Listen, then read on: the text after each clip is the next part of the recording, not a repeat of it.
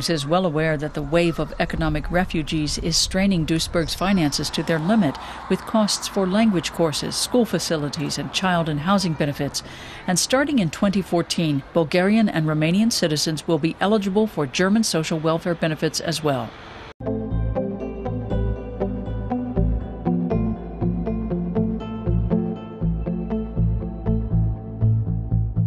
This is the new model for asylum centres in Germany.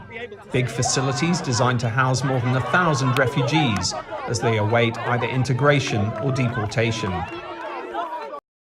The European Union says it's sending a commissioner to examine whether Hungary is complying with its own rules on the treatment of asylum seekers. We are the human rights.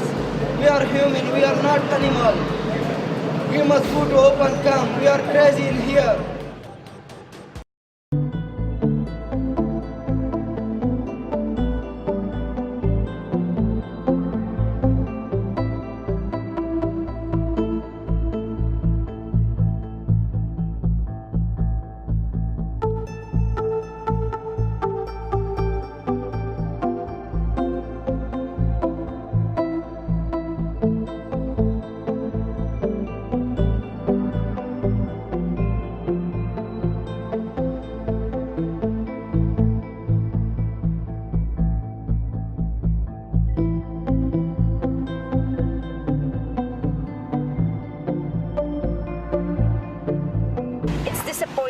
It's not what I have imagined. Like, I prepared myself mentally from Syria that I'm going to suffer from very bad situations, but all what I have imagined, it wasn't as bad as what I'm seeing right now.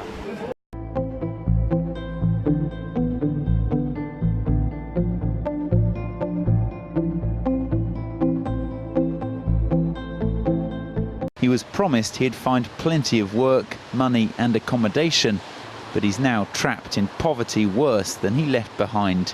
I have no job, anything, no home, I'm free, I'm homeless. Where do you sleep? Me? I went to sleep in Havelock Road, it's been.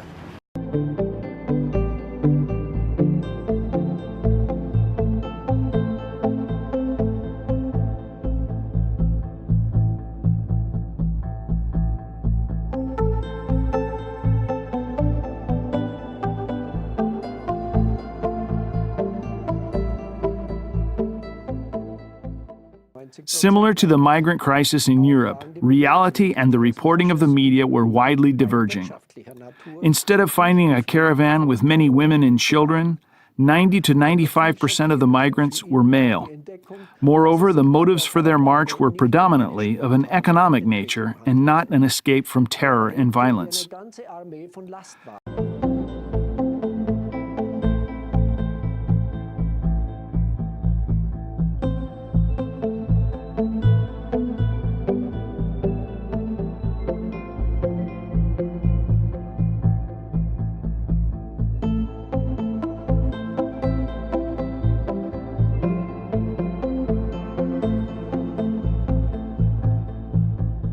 So the number of people it takes to fill a mid-sized commercial aircraft have more wealth than the populations of India, China, the US, and Brazil combined.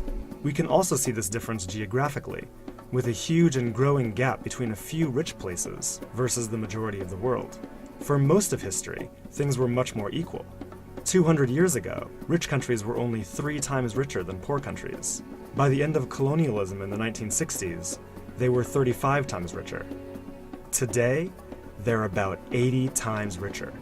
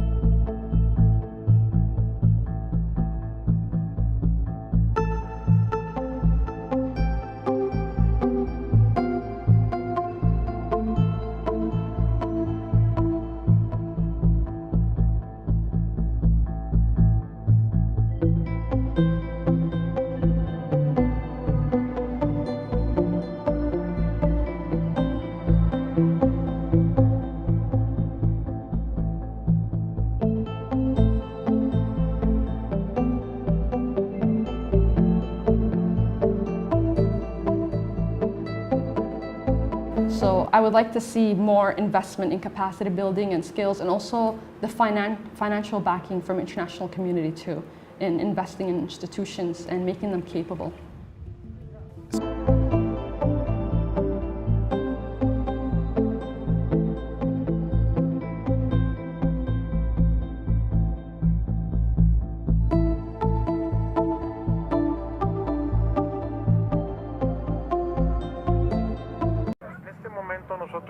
In coordination with the federal government, we are seeing if tomorrow the Immigration Institute can come and work through all the papers, and those that don't have the right to be here to return immediately them to their place of origin.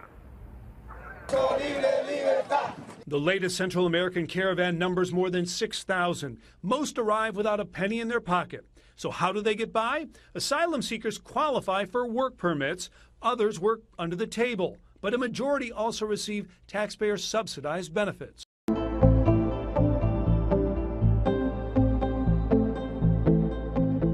There is a cost to communities for sure, whether it's uncompensated care at hospitals or in the education system and other ways. It's never really been measured, but it is very real. The young people have to be encouraged to come, even if they don't want to stay here permanently, but to witness the development of this country. The people that have actually pulled themselves up with their own effort. I would encourage the diasporas, or Somaliland diasporas, if they could, people with the skills to come back and to assist the country. In the health sector, we need more and more human resources, which are the right doctors, midwives and nurses and public health and other health, allied health personnel to assist us in making sure that we have an effective system, an effective plan, and also to implement what we have set out to do.